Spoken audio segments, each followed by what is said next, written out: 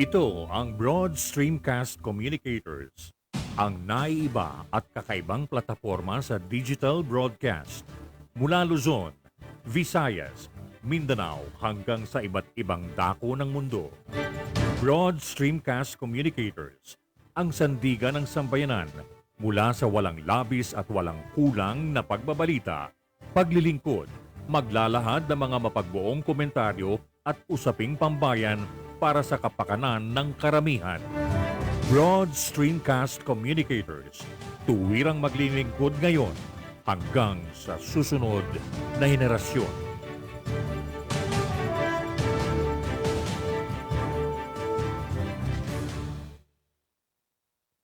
Your Honor, please.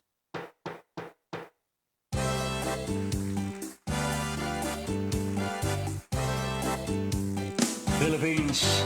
Your Honor, please, pakinggan mo reaksyon at komentaryo. Hihimayin ni Ben Paimon ang bawat isyu. Your Honor, please. Mga kurang sa gobyerno, wala siya sinasanto. Mga baho ibibisto, kahit sino. Trabaho lang, walang personalan. Ang tamaan, mabubugulan. Komentaryo, makatotohanan. Dito lang malalaman. Sibing paipon, inyong samahan. Your Honor, please, inyong pakinggan. Mga isyu sa ating bayan, pag-uusapan. Your Honor, please. Problema ng ating bayan, talakayin, pag-usapan, upang maliwanagan ang taong bayan. Your Honor, please. Your Honor, please, pakinggan mo reaksyon at komentaryo. Hihimayin ni Ben Paimon ang bawat isyu.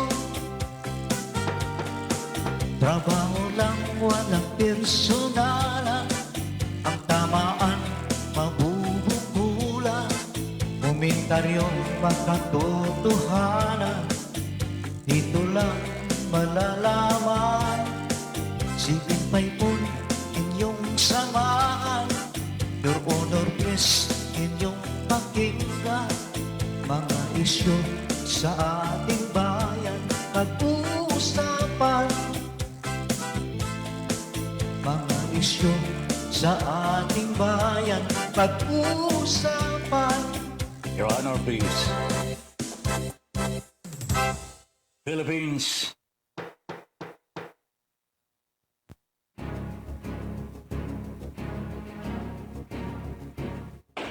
Magkaiba man ang ating pananaw, hindi tayo magkaaway kailanman.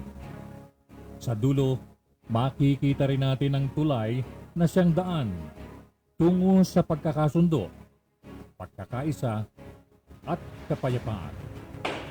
Your Honor, please. Ben Paipon, the bridge commentator and broadcaster on board. Your Honor, please. In defense of truth, justice, and freedom.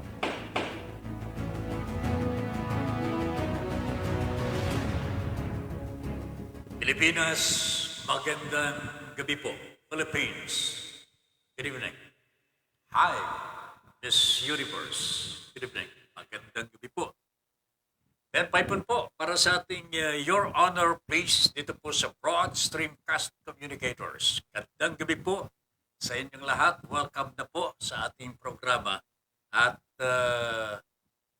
napakarami po natin pag-uusapan no ngayon. Pero first and foremost, yung mga kabayan po natin, mga nagreklamo ho sa naging panauhin po natin kagabi. Pasensya na ako kayo sapagkat hindi ko po nabasa man lamang ang inyong mga comments, no? But I'm sure kayo-kayo mismo, mababasa na ho ninyo yun eh. Kung meron naman po kayong cellphone, mababasa po ninyo kung ano yung mga naging comments ng iba. Malalaman po ninyo talaga kung sino talaga yung nagsasabi po ng totoo, sino po yung nagsasabi ng hindi po totoo. Ayan. So at least you'll have the idea sino ba ang hahabulin ho dito. Yung nagreklamo o yung inireklamo. Isa lamang po ang masasabi ko po dito, mga kababayan. Ang programa po natin ay hindi namang komentaryo ho ito. This is not only a commentary program. Advocacy din po natin dito ang public service. This has been my advocacy for the number of years bilang isang broadcaster po.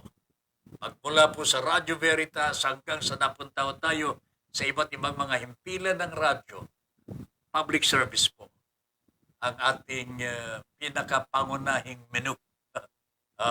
Yan po ang ating paboritong ulam dito po sa ating broadcast. Kanya makakaasa po yung mga kababayan natin na merong reklamo, merong pong nararamdaman na agrabyado po sila, inagrabyado po. Bago kayo mag-alala, meron tayong batas. We have the law in our hands. Ang batas po ay nakapanig sa mga inaagrabyado, inaapi. Bago kayo mag-alala, hindi po tayo ang maghahabol sa mga salarin, sa mga nang-aagrabyado, nang-aapi. Hindi po tayo, kasi wala naman po tayong baril. Wala ho tayong panakit. Wala ho tayong yan eh. Ang batas, ang meron po niyan. Kanya't kung meron man pong maghahabol, it will be the law. Ang batas po ang maghahabol sa kung sino man ho ang gumagawa ng krimen, gumagawa ng anomalya, irregularidad. It is up to the law to run after these people. Hindi po tayo ang hahabol sa kanila. Hihingin po natin ang kamay ng batas na siyang gagawa ng paghahabol. Ito po ang magagawa ng ating broad streamcast communicator sa pamagitan po ng Your Honor Peace. So, sa mga kababayan natin na may reklamo, wag po kayong mag-aatubili na lumapit ho dito sa ating himpilan, sa ating tanggapan, kung sakasakali man po meron kayong ipararating po sa amin. Gagawin po namin ang lahat ng aming magagawa at kung hindi po namin magagawa, sasabihin po namin kaagad para hindi po maaksaya ang oras po ninyo. But, basta tandaan ninyo ito, basta kaya ho namin, gagawin ho namin ang lahat para sa inyo. Okay? Areglado. Sa gabing ito, mga kabayan, eto po, tumaas uli. Tumaas uli ang COVID virus. Kahapon 1,400 something. Pinakamababa na raw ho ito. From February 17, ito po yung pinakamababa ng natala na bilang ng COVID virus. Pero ho ngayong araw na ito, mga kababayan, tumaas na naman. Naging 2,646 today. Medyo mabigat-bigat ito. Kung tuloy-tuloy sanang pababa, maganda ho, di ba? We are all going down with the virus. Pero pagka ganito, medyo kinakabahan ho ako, mga kababayan ko. Sapagkat 2,646 ang bilang ng COVID cases today. Medyo hindi naman po mataas ito. Normal pa rin. Normal pa rin. Pero meron pong at saka ito, tandaan ninyo, ito medyo matindi ito. 14 pa rin mga laboratories ang hindi po nakakapagsumite ng kanilang datos. So there is still something here sa virus na hindi po natin kayang ipagwalang bahala ho, mga kababayan. I hope that our government will look into this situation very carefully. Mukhang wala nang magagawa sapagkat napakawalan na ho ang taong bayan eh. Oh? Nasa labas na ho tayo lahat eh. Maging mga bata, medyo bata-bata pa ng konti, oh? Hanggang sa young adults, and then yun, senior citizens na po. Libre na ho. Nasa level 2 pa rin ho tayo, ho, mga kababayan. Wala na hong distansyahan, social distancing. Pati sa LRT ho, mga kababayan. Wala na hong social distancing. At least pinairal po yung tinatawag na face shield at face mask. Pero masakit to dito. Hindi po nagkakasundo, parang hindi nag-uusap ang mga government officials concerned with the matter tungkol dito sa face shield. Oh, ano bang tama ho dito? Oh, hindi natin alam kung anong gusto ng isa. Iba naman ang sasabihin ng kabila. Oh, there has to be a one voice sa ganitong meron tayong krisis, ho, mga kababayan. Pagka pinabayaan natin na dalawa-dalawa, tatlo-tatlo ang magsasalita, malilito tayo, malilito po ang taong bayan. Kanya pakiusap po sa ating tagapamahala, kung gusto ninyong ipagbawal po ang face shield, ipagbawal na po ninyo. Oh, hindi naman po ipagbawal, gawin na po ninyong hindi na mandatory. Oh, ganon din po yung pagbabakuna. While I am also in favor of mandatory vaccine, kung anong nararapat po, kailangan magsalita po ang ating gobyerno. Manindigan ho, manindigan. Sapagkat public health is involved here. Hindi naman po pangkaraniwang problema lamang itong sinusumong natin, mga kababayan ko. This is public health. If there is any risk to public health, kailangan ayusin po ng ating pamahalaan yan. Otherwise, how can we open the economy? Paano tayo makakaakyat? Paano tayo makakaangat, mga kababayan? Katulad po nito, tingnan mo ninyo. Ang dami-daming mga nagdidebatehan na ho. Pinagdidebatehan. Mandatory ba o hindi mandatory? Kailangan po ba ng batas o hindi na kailangan ng batas? Again, there should be one voice here. At pag nagdesisyon ang ating pamahalaan, sabi nga ni Ma'am Lenny, kailangan ho, decisive. Pero, alam niya, hindi, Sus Mariana, ilang government officials, Mr. Anyo says, yung mga 4Ps na yan, pagka ayaw magpabakuna, huwag ibigay ang kanilang 4Ps. That is not fair. That is not fair. Hindi po fair yan kasi talaga naman choice po ng tao ito yung magpapabakuna. Kanya nga lamang kung magpapawas naman po tayo ng kanilang mga sasahurin, hindi rin tama ho yan. Katulad po ng mga manggagawa, kung hindi magpapabakuna, hindi nyo pa suswelduhin, hindi po pwede ho yan. Huwag mo nang tanggalin mo na sa trabaho. Pero sabi ni Secretary Bello, hindi po pwedeng gawing rason ang hindi pagbabakuna para pagtanggal sa mga empleyado. Ano kayong gagawin natin dito, mga kababayan? Sa mga makikita nyo, talagang magulo. Kanya nga lang, pwede naman pong hindi magulo Kung meron pong iisang boses ng ating gobyerno and decisive enough para maipaliwanag sa taong bayan ang pangangailangan ng iisang tinig para sa pagbabakuna, I think the people will follow. Ay, hindi ako makapaniwala na hindi susunod ng taong bayan kung merong iisang tinig decisive enough to tell the people, this is what the Filipino people need today. Ito ang kailangan nun natin para maligtas po tayo sa COVID. Yan. Oh, okay? So, sana po, bigyan po ng atensyon ito ng ating pamahalaan. At pakitignan naman, sabi po ni Mr. Galvez, kompleto na ho tayo sa bakuna. Huwag na ho kayo mag-alala. As a matter of fact, magkakaroon tayo ng National Day for vaccination. 3 araw yan. I don't know kung gagawin po itong holidays. Gagawin pong holiday para libre po ang mga magpapabakuna. Walang pasok, may sweldo. Di pa maganda ho yun? Yan, okay yan. 3 araw na pagbabakuna. Pero, ano ito? Nandiyan na po ba yung bakuna? Naipadala na po ba? Maayos na po ba ang lagay ng mga bakuna?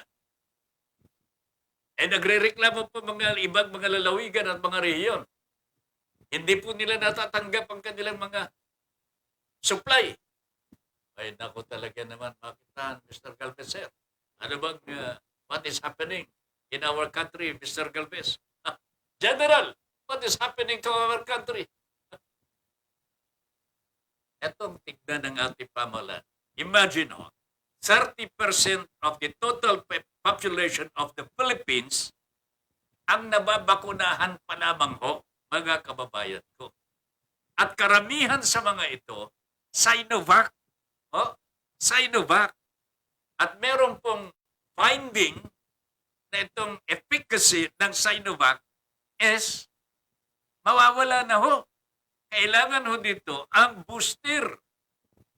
Kung hindi dumating yung booster, mawawalan po ng visa po yung Sinovac.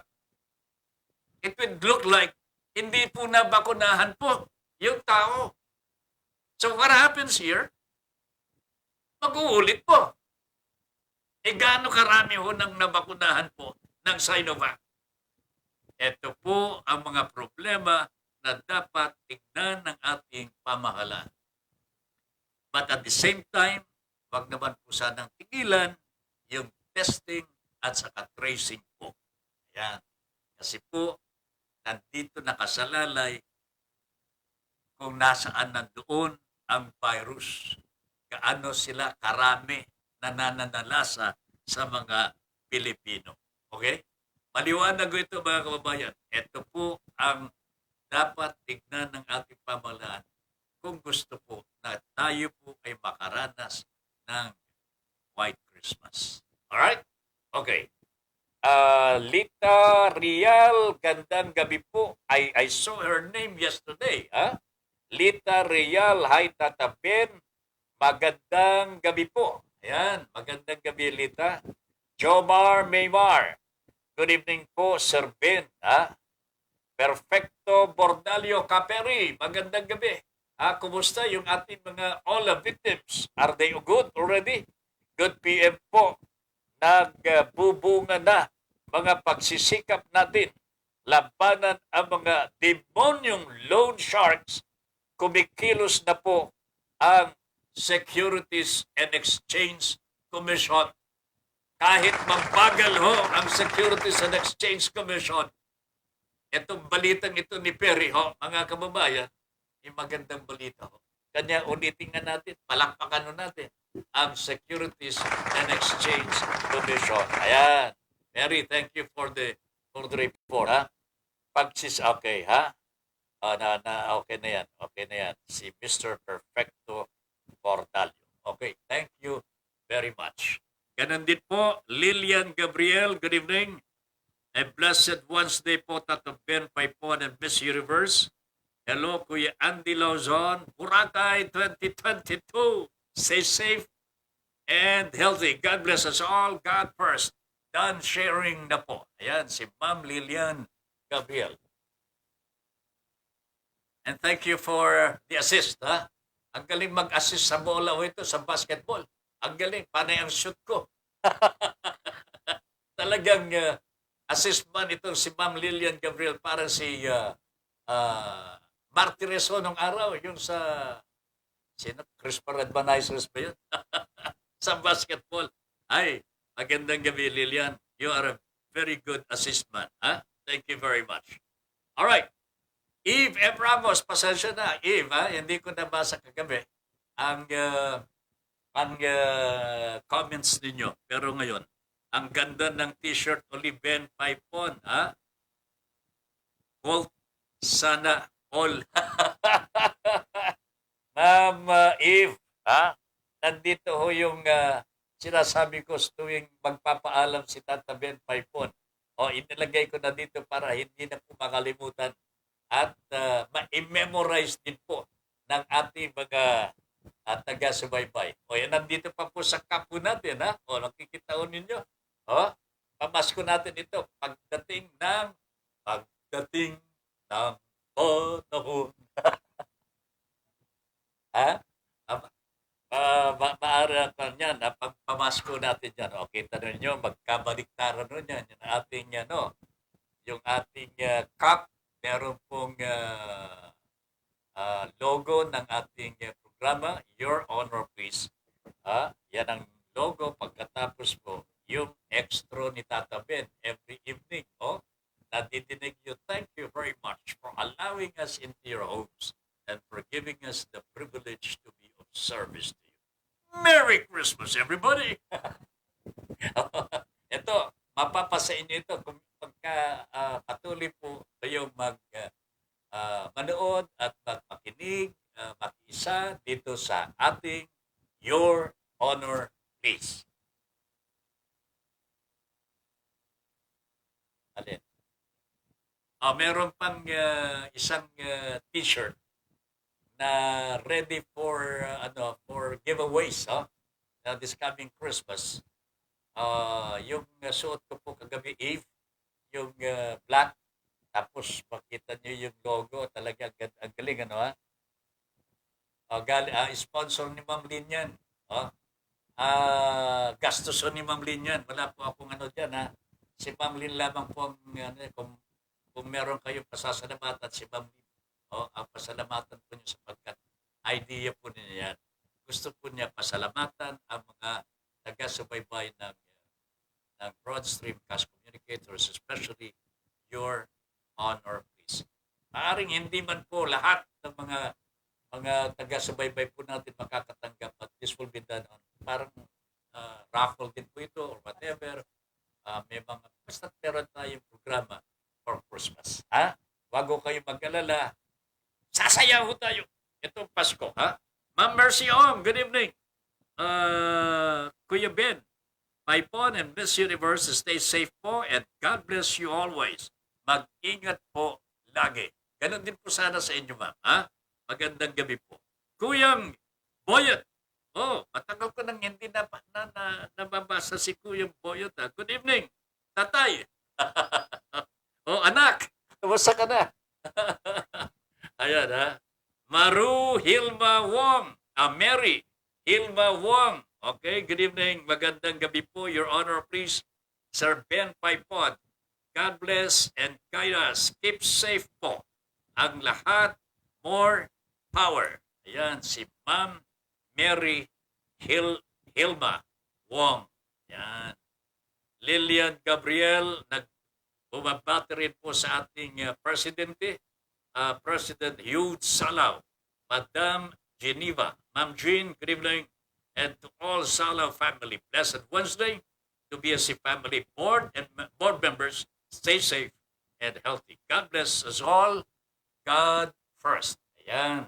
Magandang gabi po sa inyong lahat.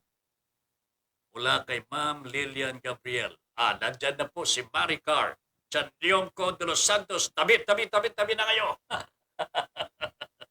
Maricar, magandang gabi. Good evening po, Tata Ben and Miss Universe. Have a blessed day po. Keep up the good work.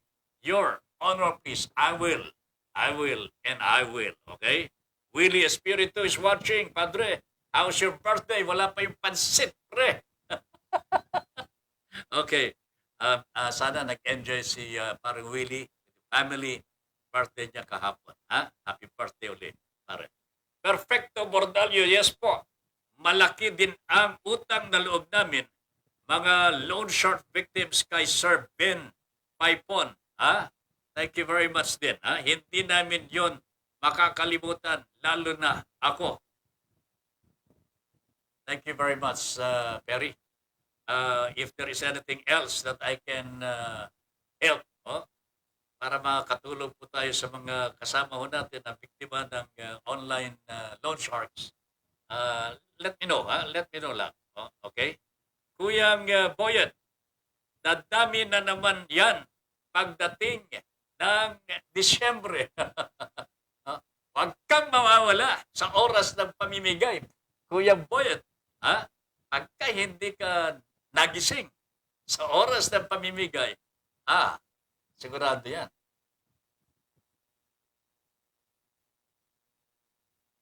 Yung loan shark. Oo nga, no? Dadami na naman yan pagdating ng December. Oo nga, Kuyang Boyet, no? Alam po ninyo, pagka mayroong affairs or events like this na pagkakagastusan, dumarami po yung mga gusto magpautang din. Pero hindi po para makatulong po sila, pero para makapagsamantala. Ito masama ho sa lahat eh. Sana may ilagay po natin sa ating mga isipan. Kung meron din lang tayong extra, alalayan na ho natin yung ating mga kababayan. Pero more importantly, hanggat kaya pa, wag nang pasukin po ito mga online na pagpapautang na ito. There have been so many victims of online loan sharks. Marami na po mga biktima, marami na po nawasak ang pamilya. Wag na po sana, kung kaya pa rin lang natin. Hanggat maaari po, iwasan po natin ito mga online loan sharks na ito. Marco Maro Remulla. Hello po, gandang gabi Sir Ben and Ma'am Lynn. Kumusta ka na, Mark?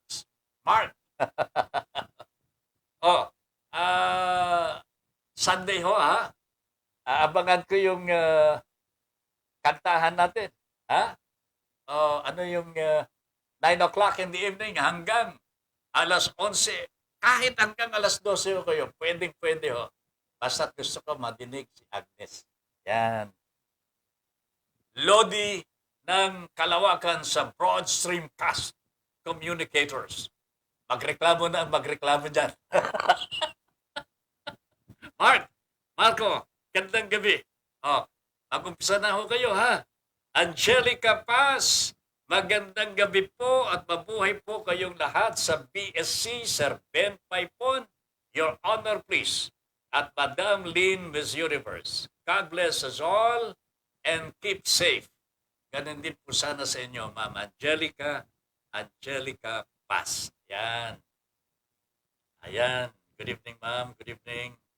Si Marco Maro Remulla, tama naman, hindi patas yung hindi naman mandatory talaga ang bakuna.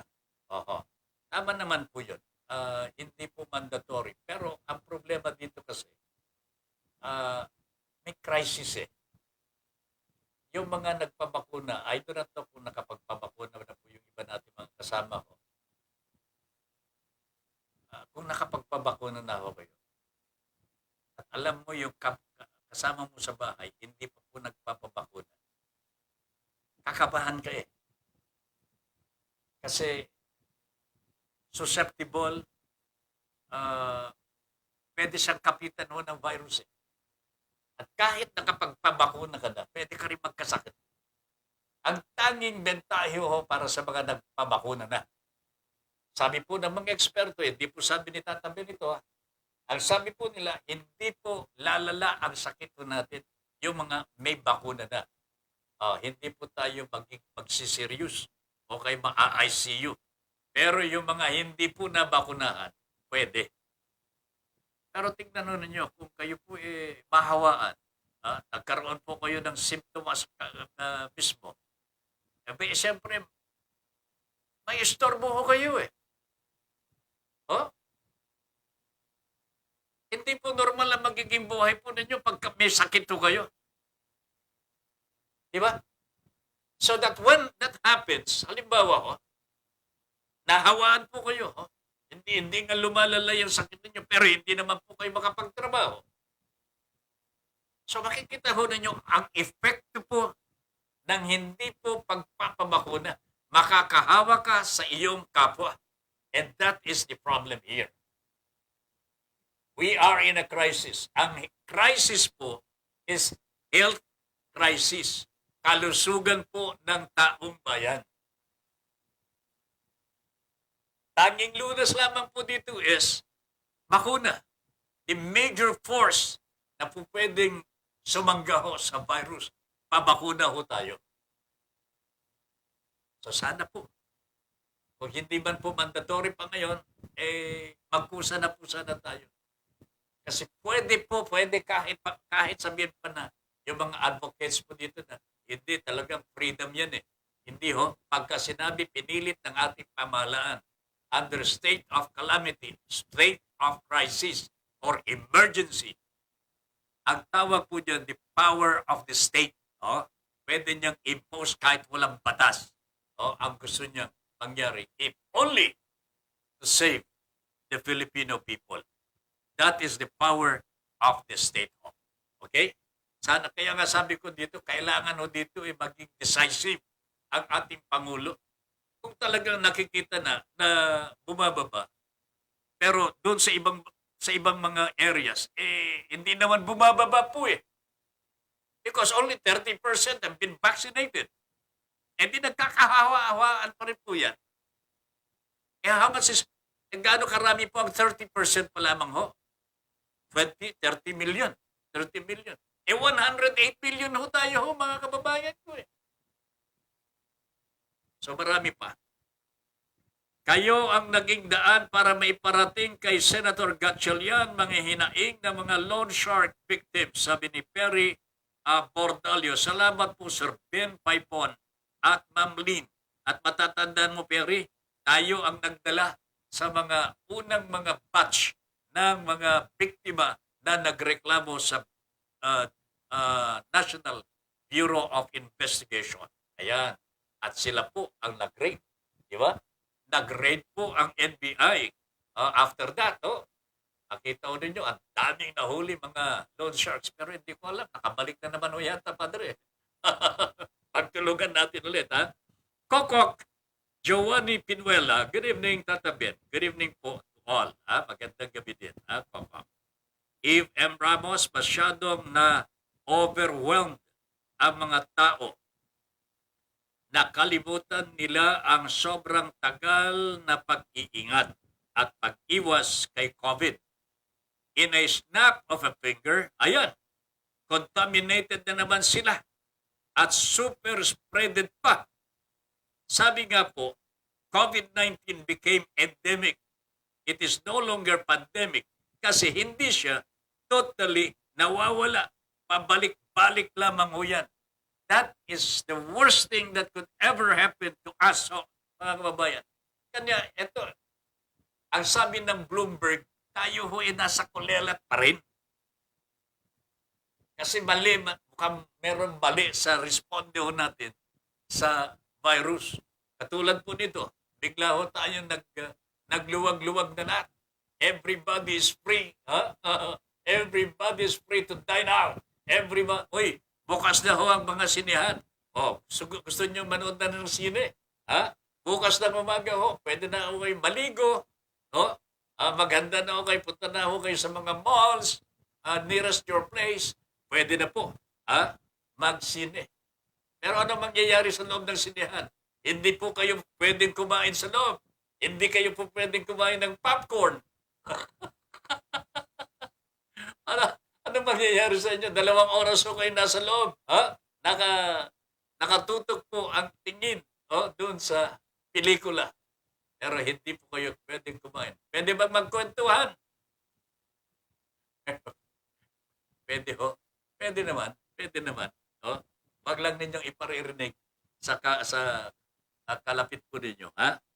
Jerry Soldevilla. Hello po, sir.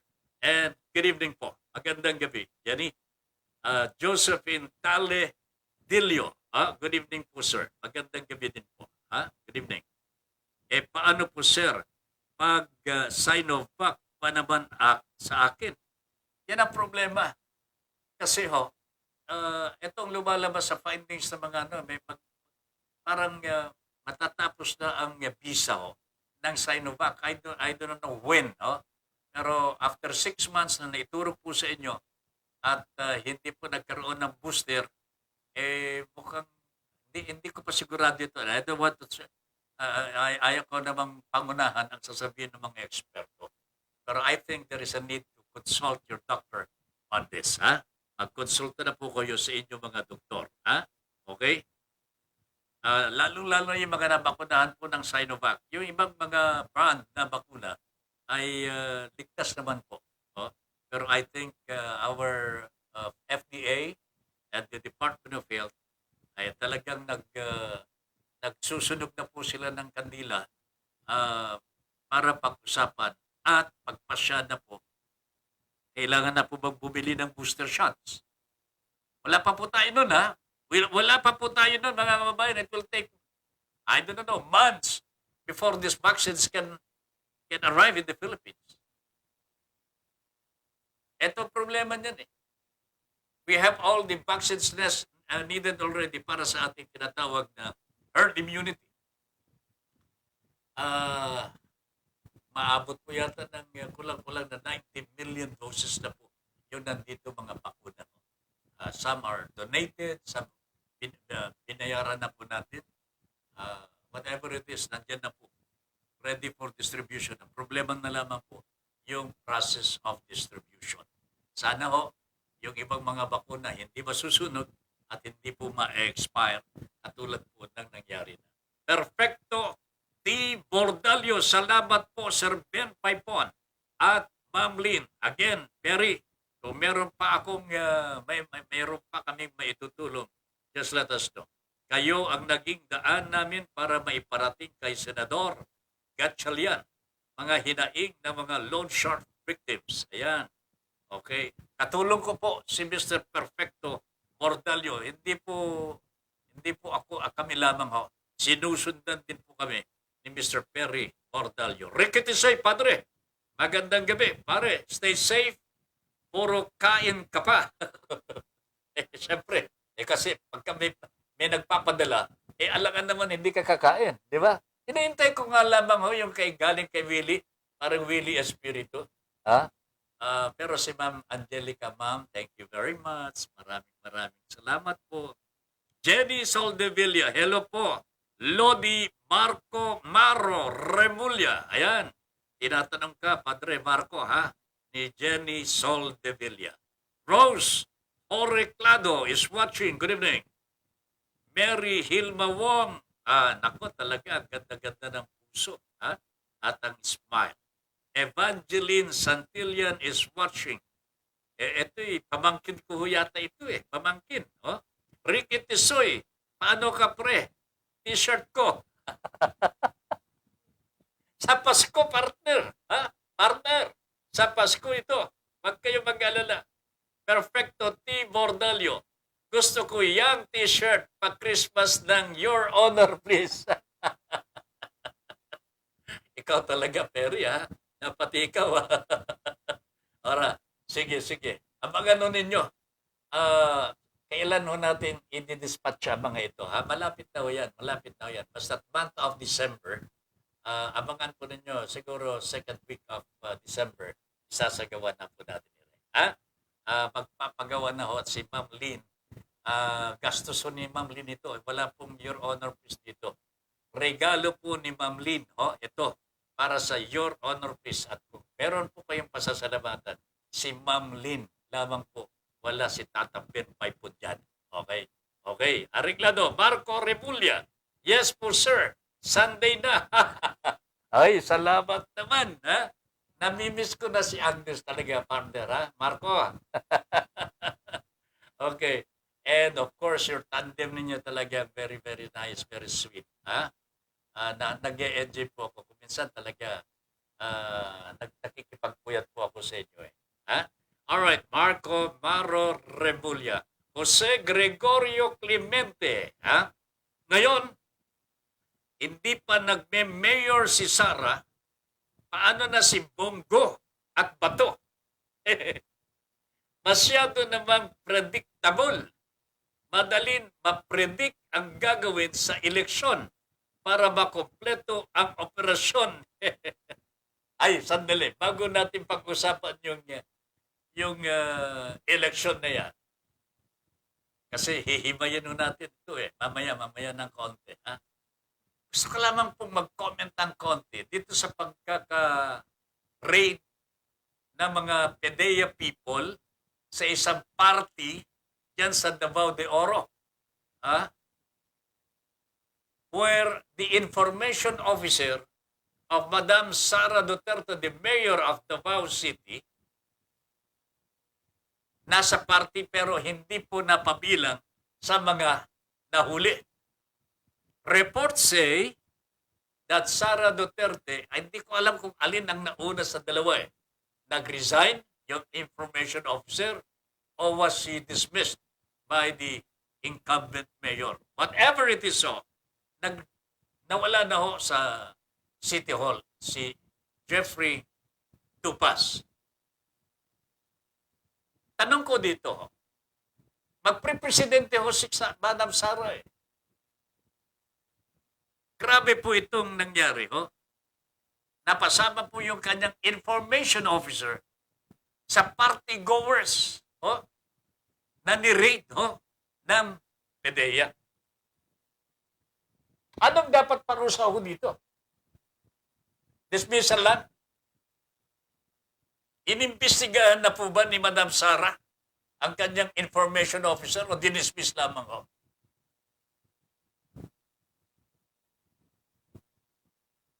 Ganito po ba ang ginagawa ho ng isang gusto maging presidente ho? Paano na naman kung mangyari ito? Ang kanyang press secretary makikita po na nakikipag-party-party sa mga drug addict ho? Tatanggalin lamang po ba sa trabaho? I don't think so. Dapat po due process ito, kasuhan. Alam po ninyo, hindi nga malaman kung eto si Jeffrey po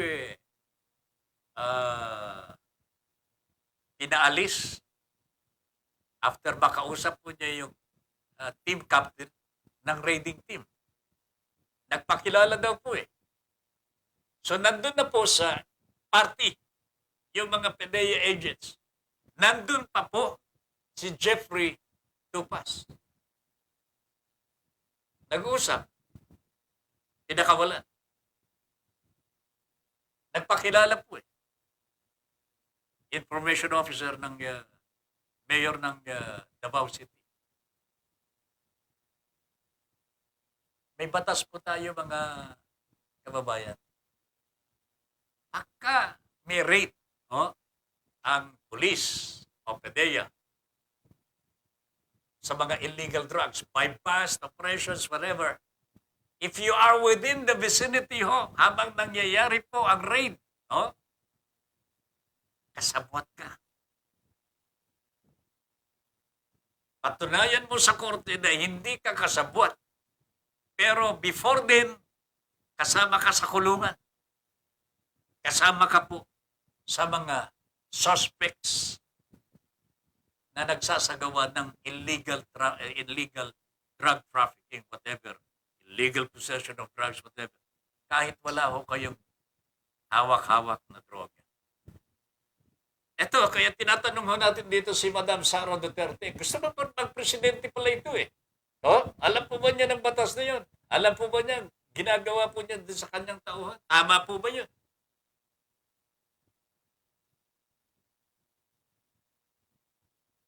Nakakaawa ho yung PDEA sapagkat hindi na po malaman kung anong isasagot sa mga katanungan ng mga media men. But it is incumbent imperative upon the mayor of Davao City to conduct an in-depth investigation on the matter dahil tao po niya Tao po niya ito si Jeffrey Nakakaya kung hindi po malaman ng taong bayan, ano ba talaga nangyari? Madam Sara, magpresidente ka pa naman. Di ba?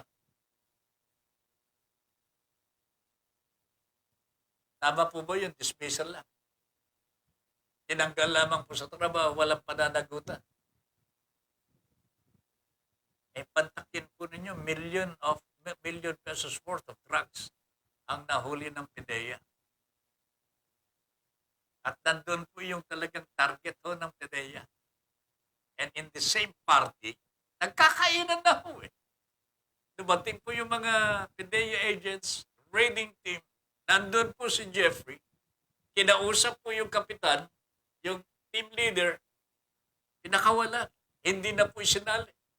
At hindi na po nagkaroon ng investigasyon tungkol dito. Ano ito, mga kababayan? Ganito po ba gagawin ni Sara Duterte kung sakasakaling maging presidente? Ma-involve ang kanyang press secretary sa pot session? Pakakawalan lang. Hindi na po, ay nako talaga. Ganyan po ang pagdami ho ng droga sa panahon ng panunungkulan ng Pangulong Rodrigo Duterte. Pagkatapos po ng manalasa o magsagawa ng mga pagpatay sa mga drogista na nakapunho ito eh. Kasi nagreklamo po ang mga human rights advocates na tigil. Ngayon, wala na siyang ibang alam na paraan para sugpuin ng droga. Ang alam lamang po niyang paraan ay pagpatay. Yan ang kakulangan ng ating Pangulong Duterte. Kanya, eto ho, pagka-presidente ho yata ang kanyang anak, susunod sa sapatos ho ng kanyang ama, nasa sa inyo na ho yan. Etong tao lamang ho niya, Jeffrey Tupas ho ang pangalan, nandyan po sa raid na isinagawa ng PDEA, pinakawalan. At hindi na po na-imbestigahan. Mix Nelcor. Yan, magandang gabi po. Good evening po, sir. Maraming po, sir. Sana mapabilis ang pag-aksyon nitong mga ola. Sobra na depression ang inabot namin dyan sa mga biktima. Ay talaga, mahirap po talaga ito. Pero magpasalamat tayo ang report ni Perry kanina, Mr. Sa Perfecto Bordalio, mukhang uma-action na po ang Securities and Exchange Commission. We will try to get in touch with the Securities and Exchange Commission on this matter. Doon po sa ating Radyo Pilipino program. Marco Remulla, correct po. Ayan. Madidinig ko na naman silang dalawa. Samuel Gabot, Padre, good evening. How are you? Nandyan pa ba yung palpas natin? Sabi ka mo, Tata Ben, yung camera mukhang di nakasentro sa iyo. Blanco ang screen. Hoy, teka nga muna. Pero nakasentro naman sa akin.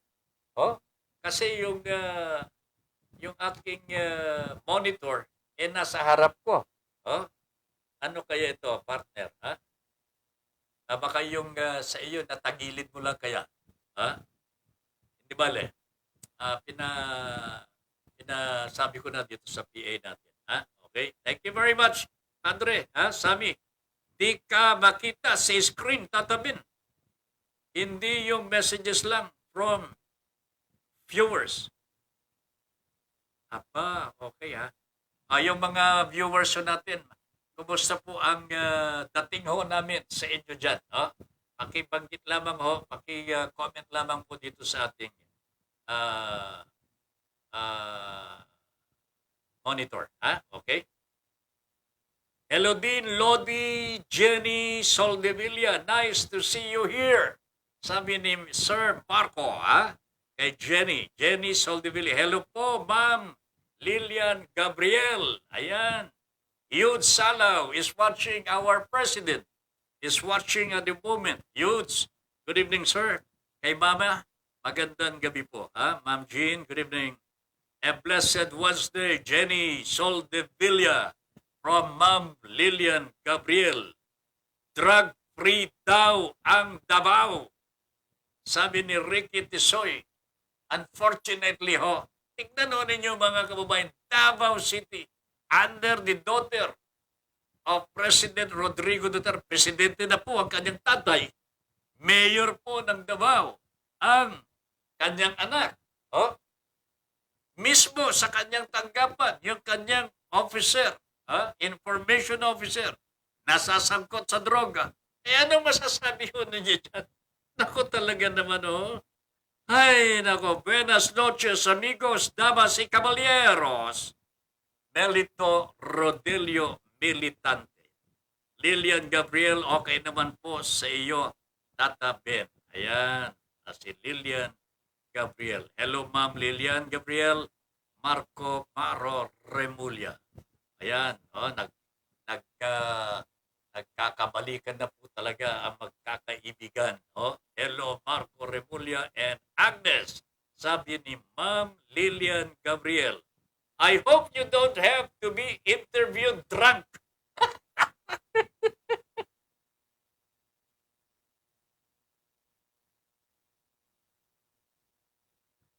Mukhang napasubo ako kagabi. Ito sinasabi ni Mel Rodelio Militante, final hours of our program. Nakapag-interview po tayo. May nakausap po tayo galing sa Baguio City. May problema ho yun, alam ko po. Pero depressed na daw po. I don't know kung nakainom, whatever. Hindi kami magkaintindihan. Kanya pinutol ko na lamang. But I hope that he can still communicate with us. Makatawag po dito sa atin. At kung makatawag, kapag magkaintindihan, magkausap po kami, makakatulong po ang ating palatuntunan. Your honor, please. Okay? At, mukhang nakainom talaga. Marco, eto Ma'am Lilian, nag-watch kami ni Agnes. Ayan, dalawa silang nagwa-watch po sa Your Honor, please. Thank you very much, Marco. And Ma'am Agnes, thank you very much. I will be watching on Sunday. Mary Jane Balakwa is watching. Good evening. All right. Yan muna ang mga greetings so natin. Dito tayo sa mga issues na gusto ko pong talakayan natin. Wag po kayong mababahala kung napapag-usapan natin. Ito mga malalaking issues sa politika. And of course, pagka-politika na napapag-usapan na, nadadawit ho dito ang mga piling kandidato po ninyo marahil. Okay? Wag po ninyong ikasasama ng loob kung napapag-usapan because ang ipinupunto po ni Tata Ben Paipon dito yung pagkakaroon po ng paglabag sa batas. We do not care about the person, but we care about the law being violated with impunity. Ito po, wala pong personalan ito sa amin. Okay? I have my own candidate for president. Alam na po ninyo siguro yun. But I'm not discussing these issues because I want to promote the candidacy of that person. Hindi po. Pinag-uusapan po natin dito yung issue, paglabag sa batas. Katulad po nito, mga kababayan. Alright. Umpisano natin kay Pangulong Rodrigo Duterte. Dati-rati po, talagang depensa ho siya sa mga formally executives, lalong-lalo na kay Mr. Michael Yang. Okay? Nasusundan na po ng Senado ho yung trail kung saan pupunta yung irregularities na nangyari between PSDBM at ang Parmali. May ugnayan po ang mga ito sa tao na nandyan po sa Malacanang. Kaya, nagalit po ang ating Pangulo. Talagang kitang-kita ho natin, dinidepensahan po niya ang kanyang mga kaibigan. To a point, eto na. Siyempre, inatigil po niya mga cabinet secretaries from attending Senate hearings. Hindi naman po kumibo ang Senado. Pero como na-stoppel po yung hearing with the cabinet secretaries o yung mga government officials, nag-zero in ang Senado ho sa mga taxes na hindi po binabayaran ng formally officials na alam ng Senado na malaki po ang napunta sa kanilang pera sa pagbili po ng mga medical items ng PSDBM. Bilyong halaga po ito, mga kababayan. Billion pesos. Walang milyon dito. Billion. Kanya, siniyasak po ng Senado at lumalabas po talaga. Billion din po ang kulang ng mga taxes na hindi po binabayaran ng mga formally officials. Dumating yan sa kaalaman ng Pangulong Rodrigo Duterte. Wala na siya magawa. Hindi na po niya maipagtanggol yan sapagkat records na po ng BIR ang ginagamit po ng Senado. So anong sinabi po ng Pangulo? Right. Yesterday, last night po, mga kababayan, ang sabi po ng Pangulo sa mga formally officials na hindi nagbabayad ng buwis, tax evaders. Ito ang sinabi ng Pangulo, and I quote him. Ang sabi po niya, in English po ito those who do not pay taxes, imprison them. Ako, ibig sabihin yan hindi na po niya susuportahan, hindi depensa yung mga formally officials. Ikulong sila. Yan. Ito pa, kill them if you want. Ako, lumalabas na po ang pangil ng Pangulong Duterte. Patayin niyo sila kung gusto ninyo. Hindi siya makikialam. Naku, Panginoon ko. Those who won't pay taxes are criminals. For once, mga kababayan, ito ang tama na nagmula po sa Pangulong Duterte po laban sa mga kriminal. Tax evasion is a criminal offense. Ang hindi lamang po siguro maganda ko dito, yung sinabi po niyang kill them if you want. Kasi hindi naman po gagawin ng Senado yan. But, yung imprison them, hail them to jail, tama lamang po yan. Kasi tax evasion is a public crime. Okay? So, ito po ang statement ng Pangulong Duterte para sa Senado para gamitin sa mga formally officials who are still in hiding. Ayan. Nagtatago po ang mga formally officials sa batas. Ito na sinasabi natin. Hindi po ang mga Pilipino, hindi po yung mga pangkaraniwang Pilipino ang maghahabol dito po sa mga nagkasala sa kanila. Kung hindi ang batas. Sana maintindihan natin yan. Yung mga ordinaryong mga mamayan, wala po silang paraan para mahuli po itong mga salarin o kaya mga corrupt government officials. Pero ang batas po ang kanilang sandigan. That is why I say, ang batas po ang huhuli sa mga luko-luko na ito. Okay? Ipakukulong natin sila. Pero hindi tayo magpapakulong, kundi batas ang magpapakulong sa kanila. Alright? So, akibat po niyan mga kababayan, meron pong disqualification case. Ito si BBM. Malapit na pong digdin ng COMELEC. Pero malaya pa po tayo sapagkat hindi pa po nagsisimula ang kanilang gagawing pagdinig. So wala pong tinatawag na subjudicial rule pa dito. Magpasalamat nga po ang COMELEC kung meron pong nag-uusap o nagdidiskusyon tungkol sa issue na ito sapagkat madidinig ko nila ang iba't ibang panig ng diskusyon. The other side of the issue para magiging mas tama po ang kanilang magiging desisyon. So, what do we see here? Sa sinabi po ng Pangulo, tax evaders are criminals. You have to imprison them. Ito po si BBM. Napatunayan po ng Regional Trial Court ng Quezon City na hindi po nag-file ng kanyang income tax returns from 1982 to 1985. At hindi po siya nagbayad ng buwis. Kanya po, meron pong imprisonment dito na kaakibat po ng sentensya. Okay? Hindi po makapaniwala ang kampo ni Bongbong Marcos. They have to resort to an appeal before the Court of Appeals.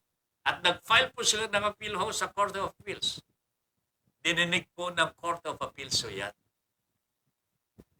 1997 ho, nagpasya po sila. Napatunayan na nagkasala po si Bongbong. Non-filing of income tax return at non-payment of taxes due. May imprisonment po yan.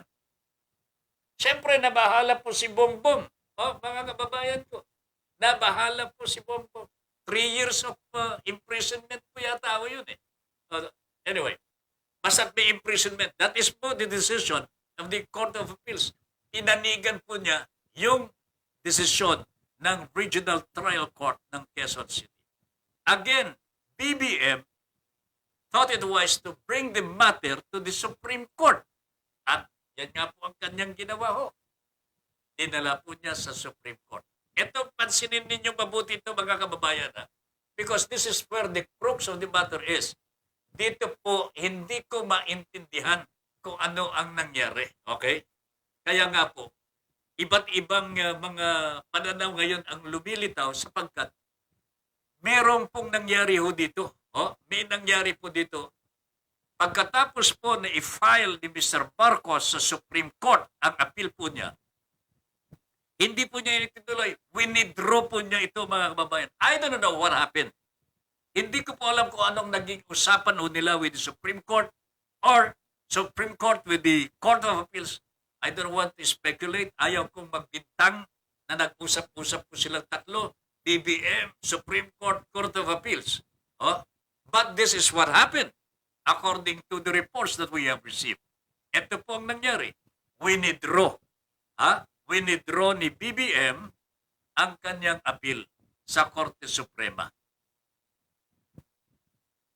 So, anong mangyayari ho? Pagka hindi niya tinuloy ang kanyang appeal sa Korte Suprema, may conviction na po ng CA. Di ba? May conviction na Itong hindi ko alam kung paano nangyari ito mga kababayan. Nung na-withdraw na po sa Korte Suprema ang petisyon review. Bumalik po sa Court of Appeals, dapat i-impose na po yung decision yung judgment po, di ba? May judgment na po Hindi po ginawa ng Court of Appeals. Iba po ang ginawa ho nila. Ano pong ginawa? Inalis po yung imprisonment. Pero after, nagpasya na, may decision na po ang Court of Appeals. With imprisonment, 3 years Okay? So, nung nag-withdraw sa Supreme Court, ibinaba na po uli sa Court of Appeals. Dapat to for for execution na ho yun Ay hindi po nangyari ho yun. Ang nangyari po binago po ng Court of Appeals. Ito yung hindi ko maintindihan Binago po yung Court of Appeals ang kanilang sentensya. Tinanggal po yung imprisonment at iniwan lamang po yung fine. Okay? Less than 30,000 pesos po yata yun. That's peanuts for Mr. Bongbong Marcos. Di ba? Natanggal ho yung imprisonment. Ito po ang pinagtatalunan ho ngayon ng mga ilustrado ho natin. Ito ang pinagtatalunan po ng mga legal luminaries po natin. Meron po bang involvement dito ng moral turpitude?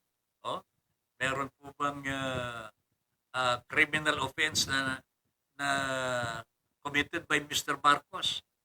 Yung po bang hindi niya pagpa-file ng income tax return, hindi po ba yun ang daan para hindi po siya magbayad ng kanyang income tax? Di ba? Kung wala kang i-file na income tax return, hindi ka rin magbabayad ng iyong buwis. Kasi wala ka naman pagbabatayan ng kung ano ang babayaran mo eh. Pero ang hindi ko po maintindihan talaga ho, mga kababayan ko, ano ang dahilan at binago po ng Court of Appeals? So I'm not, hindi ko na sinasabi ho dito kung anong ginawa ni Bongbong Marcos. Ho? Ito na po kasi yung judiciary ho natin eh. Ito na po yung judiciary ho natin. Nalagyan po ba ang judiciary ho natin? May nangyari po ba na binago ho nila ang kanilang sentensya? Ito ang pinipilit kong malaman mula sa mga legal luminaries because this may not even appear doon sa magiging diskusyon ho sa COMELEC. Baka hindi nila papansinin ho ito eh. Pero para sa akin, napakalaking bagay po itong nangyari. Nung mag-withdraw po si BBM dyan sa Supreme Court, dapat yung desisyon ng Court of Appeals stand. Talagang sinasang-ayunan po yung Regional Trial Court. Maliwanag ko doon ang sentensya eh. May tax evasion po eh. Okay? Pero hindi po nangyari. May binago po ang Court of Appeals. Kaya dito po ako nagtatanong ho, mga kababayan. Hindi po ako galit kay Bongbong Marcos. Galit po ako sa ating judiciary because they can do anything they want eh. Hindi po nila inaalintana kung anong sasabihin po ng taong bayan po eh. Ito, pasensya na ho kayo sapagkat this involves his mother. Ito po yung kaso naman po ni Ma'am Imelda Romualdez Marcos. These are big cases po mga kababayan na hindi po natin dapat palampasin talaga. Anong nangyari po? The Sandigang Bayan found Imelda Romualdez Marcos guilty of 7 counts of graft and corruption. Dapat to, kulong na ito. Nasa kulungan no. But according to records, she filed an appeal before the Supreme Court at pinahintulutan po ng Sandigang Bayan na while the appeal is ongoing, makapag-bail out. Si Madam Imelda Romualdez Marcos, bail out despite the fact that she has been convicted of 7 counts of graft. Merong bail? Wala naman pong bail. Itong 7 counts of graft. Mga kababayan, hindi ko po maintindihan ito. Kanya ho, pasensya na ho kayo. Nagkataon po ng mga Marcoses ang involved dito. But, ito may pag-yurak po eh. Pag-yurak po sa hudikatura ho natin. Sa katarungan pong panlipunan ho, binabastos na po ito eh.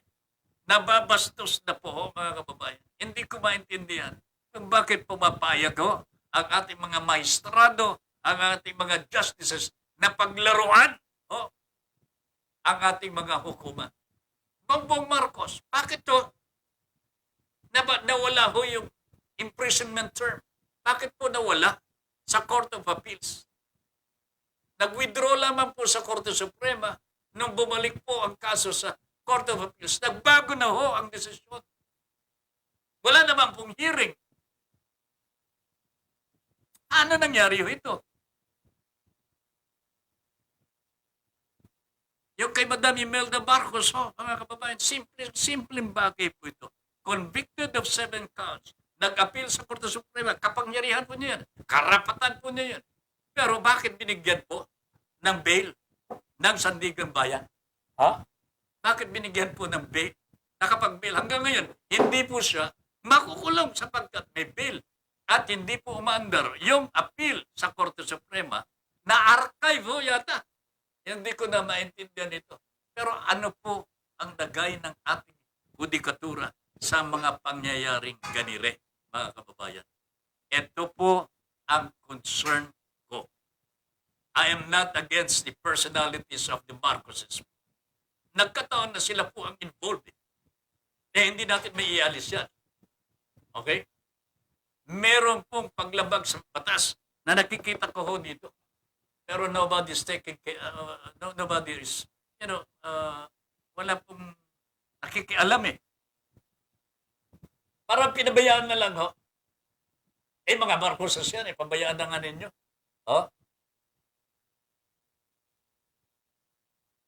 Ito po ba gusto natin mangyari sa bayan ho natin, mga kababayan?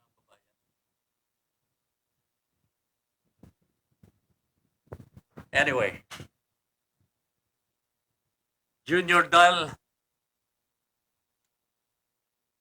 President Bro, good morning to all viewers. Magandang gabi po. Please, comment on this.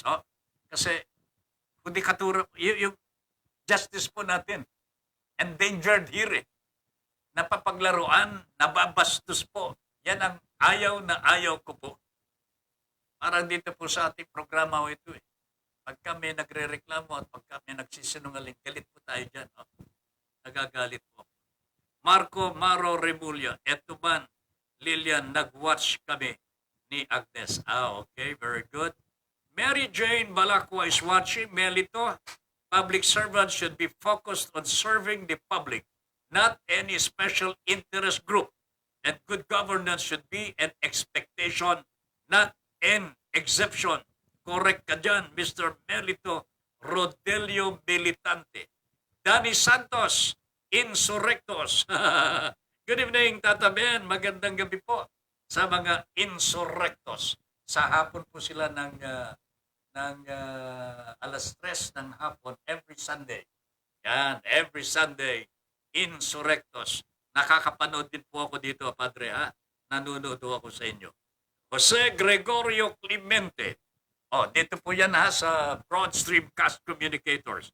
Insurrectos po, ha? Jose Gregorio Clemente, paano po si Marcos Jr.? Tax evader din. Kaya din ba ipatukhang? Hindi naman po mahirap si Marcos. Hindi po pwedeng patukhang yan kung hindi mahirap. Mr. Clemente, nagtanong ka pa. Sa Court of Appeals nga po eh. Pinaglalaroan po ang ating katarungan ho eh. This is justice ho that is being pampered. Lilian Gabriel is watching. Eve Ramos nanonood po. Mercy Ong. Mary Hilma Wong. Ann Navajo. Hello po, Kuya Ben.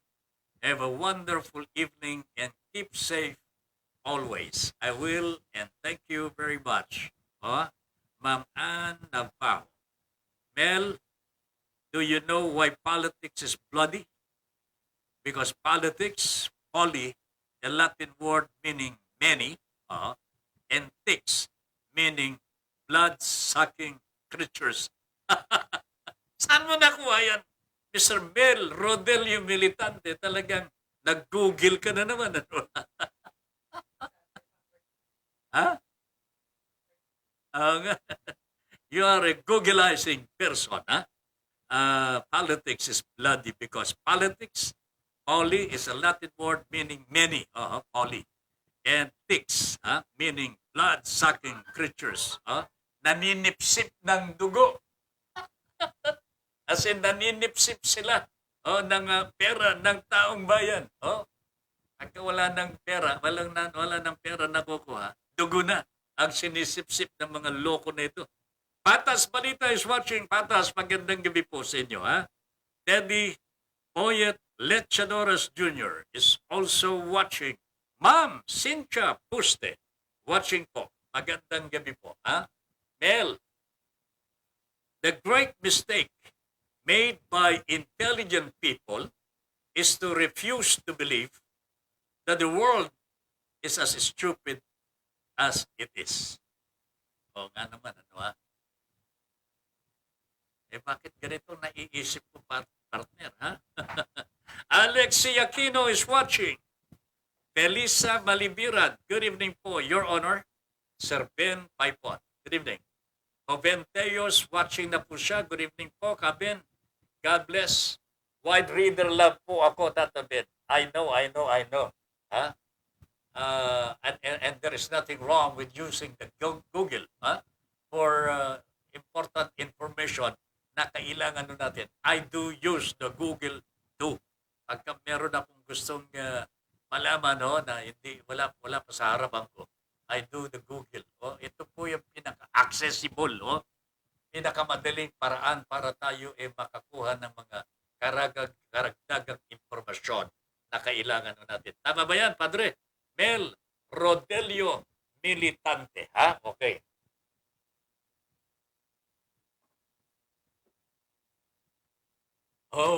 Ay nako talaga.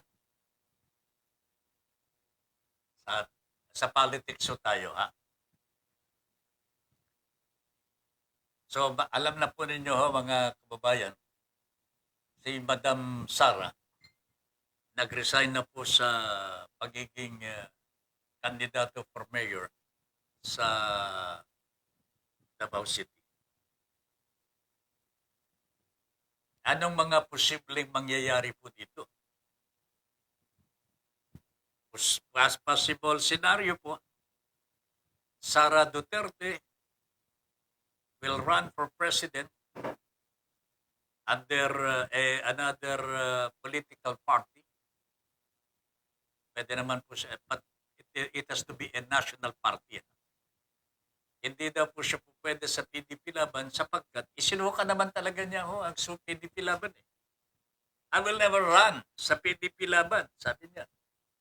So, definitely, gagamit po siya ng isang partido, possibly maaring lakas, or ay hindi naman po pwedeng gamitin po niya ang partido ni Bongbong Marcos dahil magkakalaban po sigurado ito. Madam Sara Duterte will not slide vice presidency. Sabi nga po ni Salceda, congresswoman ng Albay May pa lamang buwan ng Mayo, ambisyon na po ni Madam Sara ang mag-presidente. Sa totoo lamang naman, mga babae, sila lang naman dalawang mag-ama ang hindi po nagkakaintindihan pagkaminsan. Pero tandaan ninyo, mag-ama pa rin yan. They are connected by blood. Dugo ang pinag-uusapan dito. So, Presidente si Sara Duterte. I think, kung gusto nilang manatili po si Bongo, he will still take the vice presidency role. Diba? So, ang magiging senaryo po dyan, Sara Duterte for president, Bongo for vice president. Ang problema dito, hindi po yata magkakasundo si Madam Sara at saka si Bongo. Si Bongo, kasundo talaga ng Pangulong Duterte. Pero si Bongo, hindi po niya kasundo si Madam Sara. We have a problem here. We have a problem. Palitan si Bongo. Second scenario po. Palitan si Bongo. Magiging Vice President si Sara Duterte. Ayan. Sara Duterte na po. At manatili po si Bato de la Rosa for President. Hindi naman po lilipat po sa PDP Laban itong si Bongbong Marcos. Ha? Kasi posible din Marcos Duterte, Sara Duterte. Pero ano kaya ang gagamitin nilang partido? Hindi na po partido ni Pangulong Rodrigo Duterte ang mangyayari dito. Kanya malabo ito Malabo. What is clear? Scenario number 1, si Sara Duterte hindi po natin alam kung sino ang magiging vice president po dito. Dapat to may magsakripisyo dito talaga eh. Ngayon, kung gusto nila, the partnership between Duterte and the Marcoses is alive, kung gusto nilang mabuhay po, ay pwede naman po either of the two become the president or run for the president, and one of them will be the vice president. Pero who will slide to the vice presidency? I don't know kung papayag po si Bongbong Marcos. Will Sara Duterte agree to be the vice president of Bongbong Marcos? Will Bongbong Marcos agree to become vice president of Sara Duterte? Mukhang medyo malabo ito, mga kababayan, ano ha? Mukhang walang magbibigay po sa dalawang ere.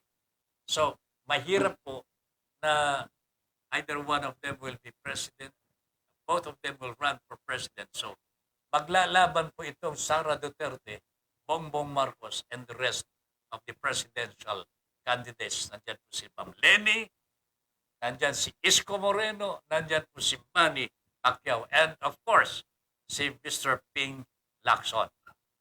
So, marami po sila. Bongbong Marcos, Sara Duterte, Ping Lacson, Manny Pacquiao, Isko Moreno, and itong si Ma'am Leni Robredo. 6 na mga presidential candidates po ito. Anong mangyayari kung ito po ang talagang magiging senaryo na po ng ating 2022 elections? Ano ang nakikita ho ninyo dito, mga kababayan? Sige nga. Voice out. Meron po bang mag-aagawan ng boto? Kung 6 po silang tatakbo bilang presidente, meron po bang mag-aagawan po ng boto? Definitely ho. Definitely. Sabi po ni Ma'am Leni, baka makakatulong pa sa amin ito pagka tumakbo silang dalawa for president. And probably Ma'am Leni is right. No? Mag-aagawan po sila ng boto dito. Solid po ang votes ng isang bayan. So there will be advantage for isang bayan. Of course, nandiyan po si Isko Moreno, nandiyan po si Manny Pacquiao. May kanya-kanya po sila, mga kababayan.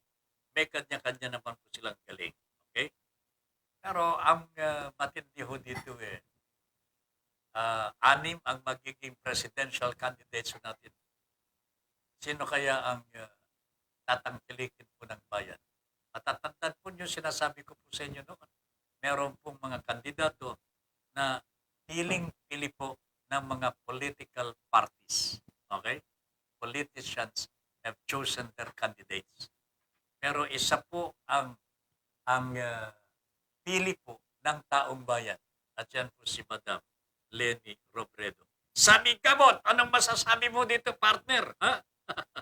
Sami Kabot. I'd like to hear from my friend, Sami Kabot. Siguro, Padre, sa programa mo bukas, ay maaring talakayan mo din ang bagay nito. Magandang pag-usapan ito sapagkat nakaka-intriga ho eh. Jose Gregorio Clemente, Marcos Jr.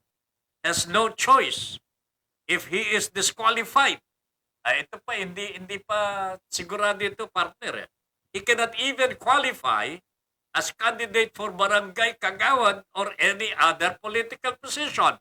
That is the truth. Yan po ang totoo, mga kababayan. Itong sinabi ni Mr. Clemente. Pagka na-disqualify si Bongbong Marcos dito sa presidential election, kahit kagawad po sa barangay, hindi po siya po pwede. Ayan. Kaya nga po tinatalakay ho natin yung katarungan ho dito. Pupunta ho sa COMELEC ho itong disqualification case. And we wonder, ano ang magiging hatol ng COMELEC po dito?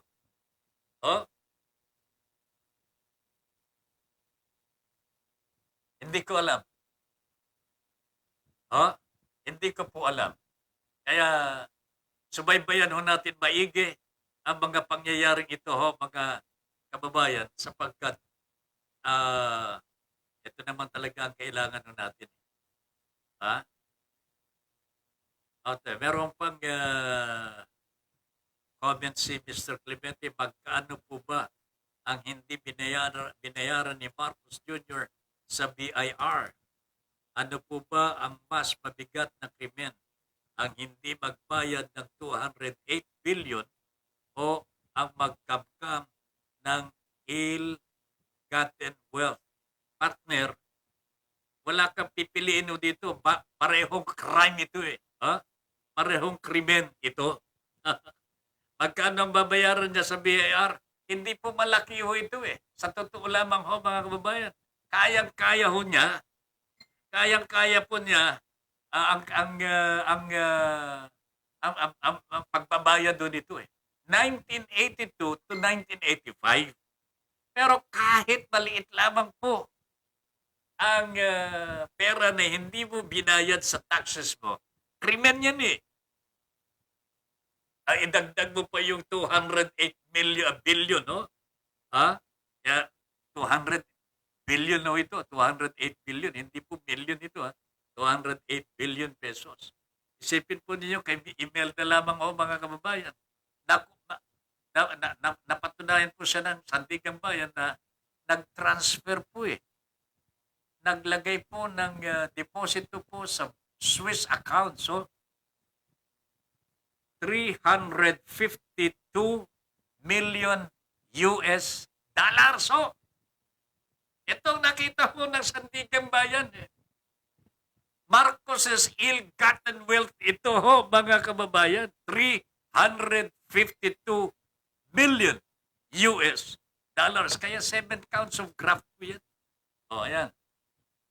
So, hindi po natin pinag-uusapan dito yung maliit na halaga ng tax evasion. Tax evasion is a crime. And requirement po yan para to disqualify one from being a candidate for any elective position. Kaya yan, Padre, ha? Mr. Clemente, parehong krimen yan, kaya dapat niyang pagbayaran. Okay? Mel Rodelio Militante, all of us have been created equal, but we will never actually be equal until we all vote. Oo nga naman, oo. At hindi na po equal pagka nagkaiba-iba ang binoto natin. Equal in the sense that we are going to cast our votes. Ayan. So at least magiging equal ho tayo kung tayo po ay boboto. Ayan, sandali lang ha. At okay. Si Ricky Tisoy is watching, Padre. Good evening. Jose Gregorio Clemente, ha? Pwede po si Sara President. Si Mocha Uson ang vice o kaya si Benny Antiports. Antiports. Ikaw naman talaga, Padre. Mr. Clemente. Nananahimik si Benny. Isasali mo ho dito. Okay pa si Mocha Uson. Ha? Marco Remolia is watching. Good evening. Ha? Sino? Meron pang gusto magpa-interview. Sige, mag-usap po tayo, ha?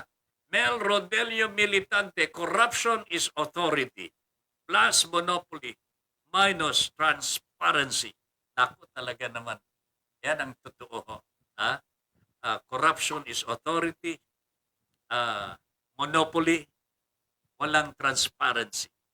Yan ang pinipilit na itago talaga ni Mr. Duterte nung ipagtanggol po niya yung mga pharmacy officials. Pero nakita na po ng Senado na meron silang pagkukulang sa mga pagbabayaran ng nilang mga buwis. O ngayon, hindi na po maka-atras si Pangulo Duterte. Sabi niya, sige, ipakulong na ninyo sila.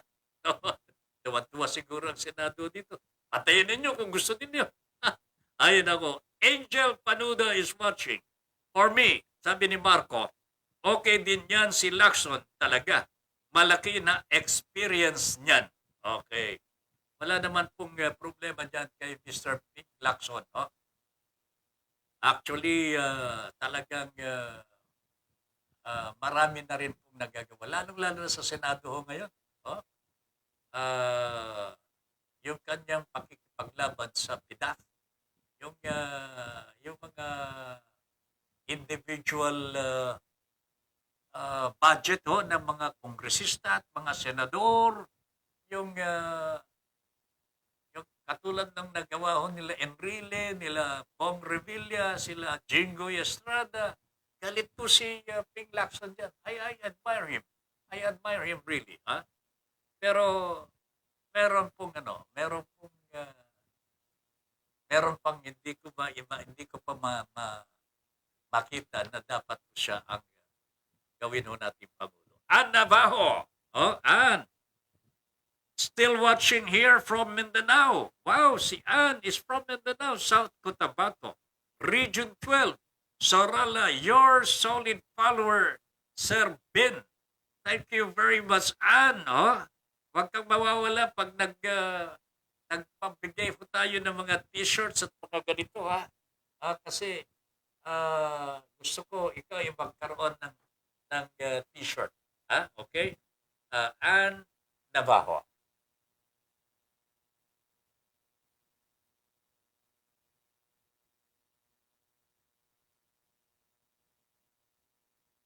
Alright, siguro bukas so nating gawin yung mga I would like to study the matter first, no. Alam ko po may mga binanggit po yung kausap po natin kagabi na talagang isinangkot po niya ang ilang mga empleyado niya sa mga irregularities in the office. Ang tanong ko nga po doon na kagabi napunta na pala kayo sa Department of Labor and Employment. Bakit hindi mo isinama po yung mga reklamo mo rin sa mga empleyado? Sabi niya mahal ko ho sila eh. Hindi ko ginawa ho yun. Problema mo na yun. Hindi mo gawa. Wag ka na magre-reklamo pag ganyan. Mahal mo lang pala mga staff mo eh. Kanya, para sa akin ho, there was some talagang pagsisinungaling. Hindi ko maintindihan kung nagsasabi po siya ng katotohanan sa atin, yung kanyang damdamin, gusto lamang po magpalusot. Kaya ito po yung pinag-aaralan ko muna. Angel Panuda, good night Kuya Ben. Magandang gabi po. Sammy Cabot is watching. Marcos Jr., sabi ni Jose Gregorio Clemente, Marcos Jr. has no choice if he is disqualified. Tama po ito. He cannot even qualify as candidate for Barangay Kagawad or any other public position. Ayan. Malikot ang mundo ng politika. Lots of surprises. Tama po yan, Marco. That is why discernment is very necessary here. Yung discernment, knowing what to do, yung bang alin po ba ang tama at ano ang hindi po tama. Okay? Lahat po tayo meron yan eh. May faculties po tayo for discernment. God is so wise, is so powerful. He was able to give every creature ng pagkakataon na malaman ano po ba ang tama at hindi po tama. Ayan. Discernment po yun. Tawag ko dun. Sa panahon ng halalan, alam po natin yan. Dapat gamitin po natin yung power of discernment para sa hindi tayo magkamali. Okay? Bago tayong aasa sa sabihin po ng ating mga kaibigan, lalong-lalo na kung sila po identified na with a political party, with a candidate, na alam naman po ninyo na hindi po karapat-dapat. Tama na ho, mga kababayan. Let us not be swayed by the influence of people who have also vested interests. Wag po. Maawa po kayo sa susunod na generation. Can you imagine another 6 years na paghihirap ng taong bayan? What do you think will happen to the next generation kapag ganito pa rin ang magiging buhay natin pare-pareho? Di ba tama yan, Padre Perry? Perfecto T. Bordalio. Ah, ang tanong ko po, sir, sabi ni Marco Remulla, mabanggit ko lang po, wala po ako pinapaboran na politiko. Okay? Pero bakit po, nung nag-vice president siya noong 2016, bakit di po lumabas yung issue niya sa tax case niya? Kaya nasasabi ko din talaga na malikot at magulo ang mundo ng politika.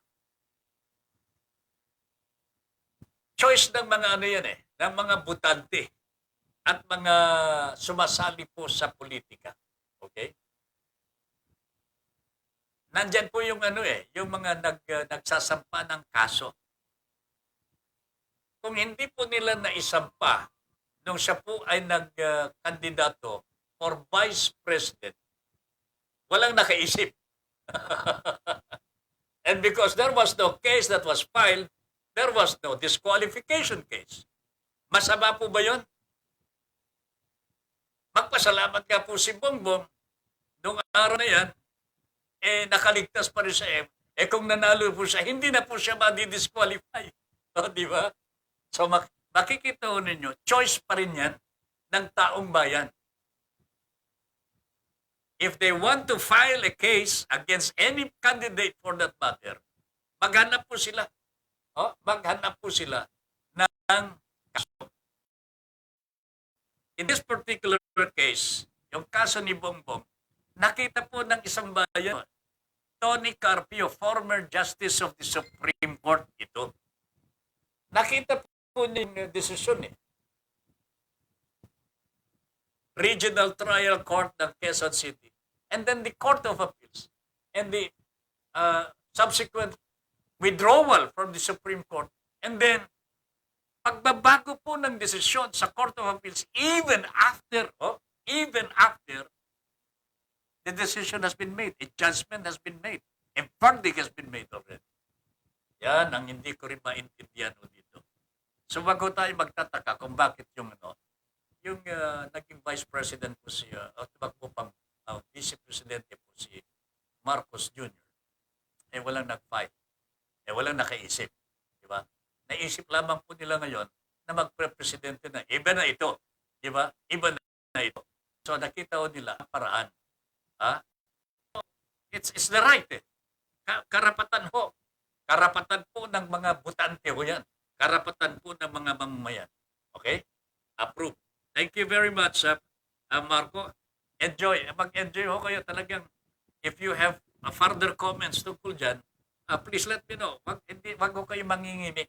Hindi po ako nagagalit na kung minsan batikusin din po nyo ko, sabihan po ninyo, balita natin.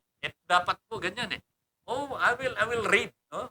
Babasahin ko lang. Wag lamang tayo magmumura sa iyong papawid. Okay? Approve. Para ano natin ito? Para magkaisa. Magkaroon po tayo ng kapayapaan. Palitan po ng pananaw ang kuro-kuro. Komentaryo.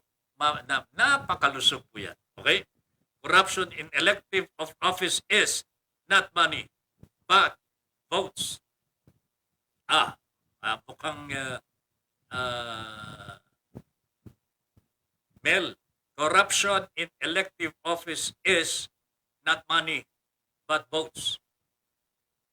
Both ito. Kasi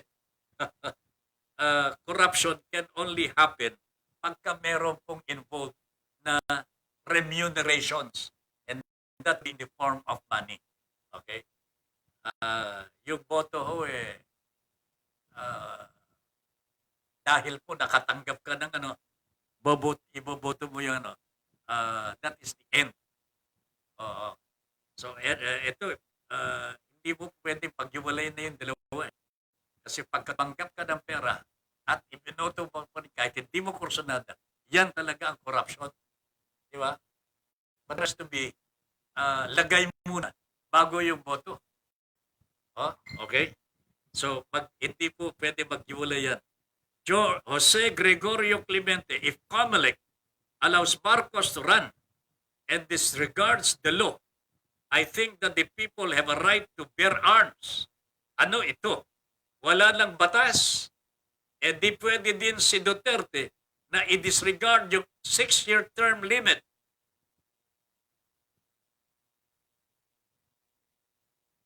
Oh, i-disregard yung 6-year term limit at huwag na rin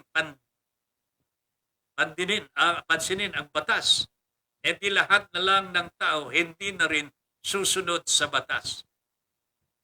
Ito ang dinidiskusyon natin dito, ha, Mr. Clemente at mga kababayan ko po. Napakahalaga po na pairalin pa rin ho natin ang batas. Let us not be, wag ko tayo maguguluhan sa mga personalities involved. Mag-stick po tayo sa batas. Ano po ba ang sinasabi po ng batas? Pagka hindi ka nagbayad ng buwis, kasalanang mortal po sa batas o yan. Meron pong parusa. Ang parusa po, disqualification. Eh, ang problema nga lamang ko dito inopos-focus po nila ng desisyon. Yan po ang katarungan na binago. Tampered. At hindi po natin malaman paano na-tamper. Sino ang nag-tamper? Alam nag-iimbestiga. Diyan, masasalaula ang ating batas. Ayun, si Pangulong Duterte, gusto niyang mag-macho-macho at gumamit po ng lakas ng isang Pangulo ng Republika ng Pilipinas. Pwede po, pero wag po siyang lalabag ng batas. Kasi po, pagka lumabag sa batas, magagaya po siya kay Pangulong Marcos. Di po ba? Si Pangulong Marcos, dinispatcha ho natin. Di ba?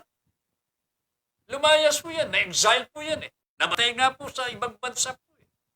Pero kasi may kasalanan. O ngayon, hindi po gagawin ng Pangulong Duterte yan. Kasi alam po niya, kapag ka lumabag sa batas, mahirap na pong matakasan po yan. Tignan ho ninyo mangyayari sa kanya. Kaya medyo kinakabahan ito eh. Iimbestigahan po siya ng International Criminal Court. Ayan, ha? Okay? Joem de la Cruz, alam ko, Joem, ha? May problema po tayo dyan, ha? Lynn Sauler, good evening po, Sir Ben and Miss Universe, Ma'am Lynn. Late viewer po, huwag kang mag-alala, Lynn.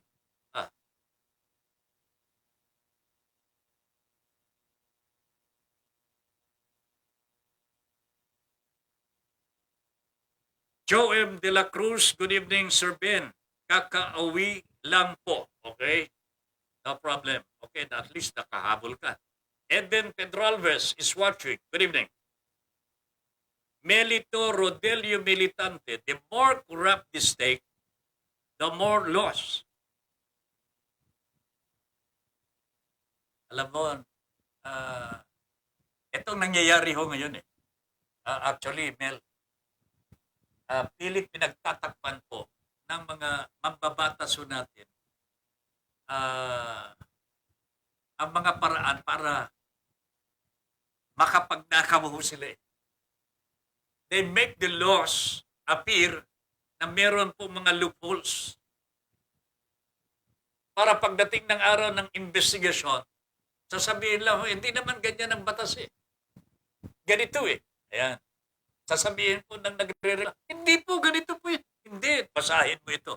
Alam po ng mga lawmakers, alam po ng mga abogado paano sila nagpapalusot. Sapagkat nandyan po sa pagkagawa the wordings of the law. Naintindihan po ninyo? Ito ho ang problema po natin ngayon. Kanya kailangan maghanap po tayo dito ng matitino na bubuo ng Kongreso. Hindi po yung mga bayaran, hindi po yung mga tao ho na mga negosyante with vested interest. Madalas kong sabihin po ito, hindi po ako nagagalit sa mga negosyante.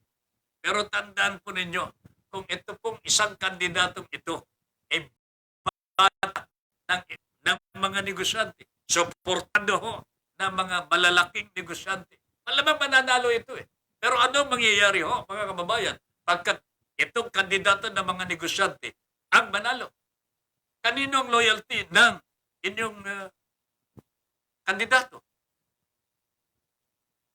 His loyalty will belong to the businessman na nagtuwa ko sa kanya para maging Pangulo, Vice President, whatever. So saan natin papulutin na naman ang mga kababayan natin, taong bayan? Nakakaawa po. Politician's choice versus people's choice. Oh. Businessman's choice versus people's choice. Ito po ang palagi ho nating pakakatandaan sa tanang buhay ho natin.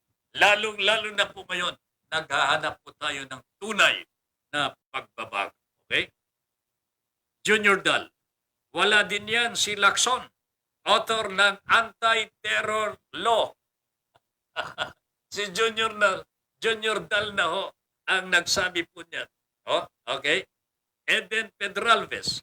Good evening, Sir Ben Paipon. Late ako. Di ba, Len? Nakahabol naman eh. Ha? Nakahabol naman, classmate. Maro Remulla. Hello sa ex-Mr. Group. Nice to see you again. Sa inyo, ingats palagi. Yan po si Marco Remulla. Lynn replied to Marco, hello sa ex-Mr. Ito yung sinabi ni Lynn Sauler, Marco. Hi, Sir Marco. God bless po. Yan. Galing po kay Lynn Sauler. Ann Navajo. Thanks po, Sir Ben. I like that t-shirt. how I wish to have that. Gusto mo ngayon na? Humarin ko na. Hindi. I promised you, pagdating ho ng Christmas, meron tayong pakuluho dito. Kasali. Sasali ka. Okay. Of course, sasali ka sa pakulo natin dito and basta meron kang t-shirt, ha? Okay? Junior Dal, nagkaroon ng red tagging ng dahil sa anti-terror law. Si Lacson ang author. Unfortunately, that is the truth. Oh?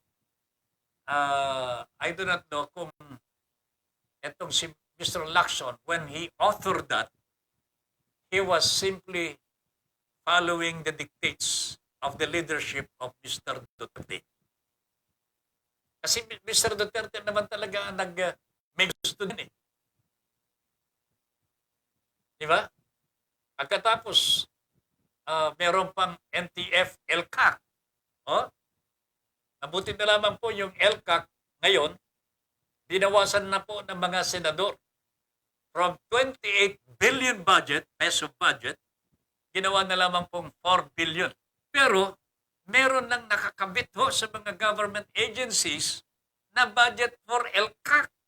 Kita ninyo ang ginagawa ho ng mga lawmakers ho natin. Akala ho natin, ayos, kasi nabawasan na po yung budget po nitong LCAC na ito.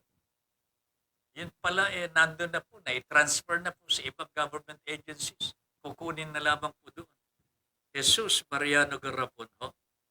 Pero itong red tagging, mabuti na lamang po medyo humupa ng konti sapagkat nag-ingay ang mga human rights advocates at marami na po mga kaso ng red tagging that resulted into the arrest and death, killing of some activists po mga kababayan. All because of the anti-terror law that was authored by no less than Mr. Ping Lacson. Ito, hindi po niya matatakasan po yan. Oh, ito ang hindi niya matatakasan. And alam po ninyo, yan po ay isa sa mga dahilan kung bakit hindi po ako makapagsuporta sa kanyang candidacy. Okay? Clark Oya, good evening, Idol Ben, Ma'am Lynn, at sa buong staff ng BSC. Keep safe po. Ayan, thank you very much. Huh? Marco, salamat po, Sir Ben. Tama po. Ayan, thank you very much. Jose Gregorio Clemente, hindi po ba dapat managot ang mga mahistrado ng Court of Appeals rule to impose a fine for his crime of tax evasion but did not impose the jail term contrary to the provision of law? Huh? Dali lang. Either simply stupid. In either case, in my opinion, although I'm not a lawyer, is a ground for disarmament for gross ignorance and verily un-Filipino. I think the last word, term, un-Filipino is most appropriate here. Paring George Jose Clemente. Either they were dishonest or were simply stupid. In other case, in my opinion, although I'm not a lawyer, is a ground for disbarment, for gross ignorance and verily un-Filipino. Thank you very much, Mr. Clemente. Junior Dal is watching. Efren Ramos Abarientos. Magandang gabi po kay Ben, watching from Naga, Bicol. Uy, Lynn Salvador, pasampal ng t-shirt.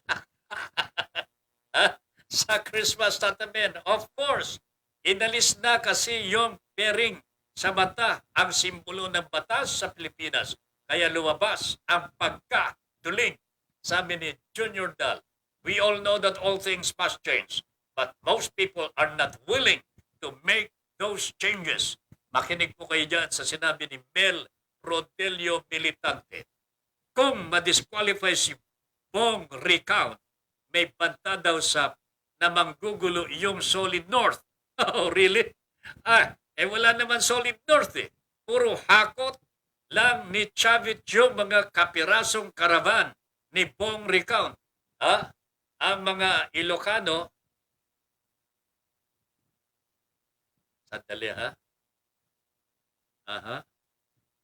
ang mga Ilocano, Bisaya, Mindanao, ang mga batang Mekeni at halos lahat Eleni ang bukang bibig. Lahat pro-Leni. Saan pupulutin yung ibang kandidato? Ay, nako, yan na ho ang sinasabi ho natin. Okay, wala na tayong oras po. Yung mga gusto mag-interview po sana, bukas na lamang po ito ha. Meron lamang pong gagawin na pag-aaral pa si Tata Ben Paipon tungkol dito sa paraan kung paano natin matutugunan ang pagbibigay ng public service sa lahat ng ating mga mamamayan. Bear with me for a while. Okay. Bueno, wala na tayong oras po sa kabuuan ng ating Your Honor, please. Napakalaga mga napapag-usapan natin. Sana ilagay po natin sa ating mga kaisipan ang mga aral na napupulot po natin dito sa ating programa. I am not claiming to be the know-it-all.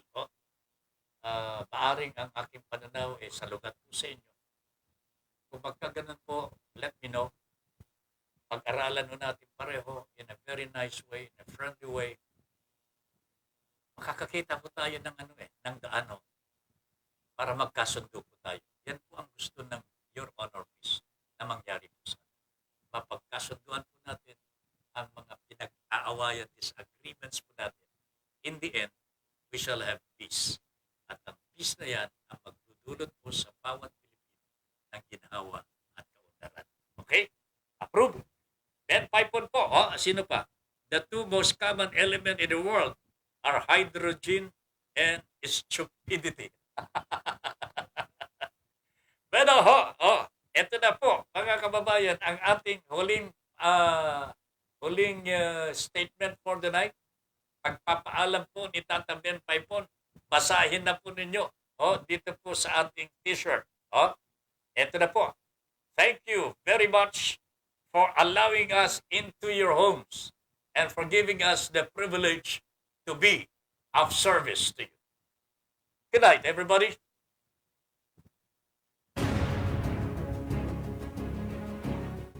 Inyong natunghayan ang makabuluhang pagtalakay sa mga isyong napapanahon. Hanggang sa muli, dito pa rin sa Broad Streamcast Communicators. Para sa malayang pamamahayag. Your Honor, please. Maraming salamat po.